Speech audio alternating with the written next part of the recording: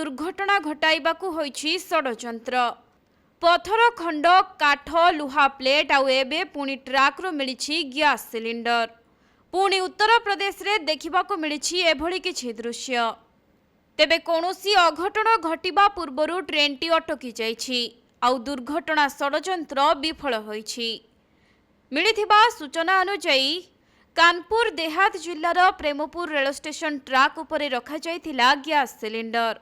किछि दुर्वृत्त ट्रेन दुर्घटना घटाइबाकू एभली षडयंत्र करिथिले। आउ आज सकाळ 6टा समय रे एही घटना समस्तଙ୍କ सामनाकू आसीथिला। सेपटे प्रेमपुर स्टेशन रेल धारणारू उक्त गैस सिलिंडर को जबत करा जाई तदंत आरंभ होइछि।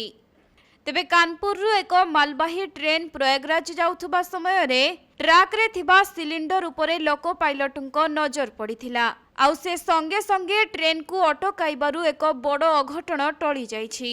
एहा परे से समस्त संपृक्त विभाग को ए विषय रे सूचना देबारू रेलबाई आईओडब्ल्यू सुरक्षा बाहिनी एवं अन्य दल सिलिंडर जांच करी ट्राक रु हटाइछंती।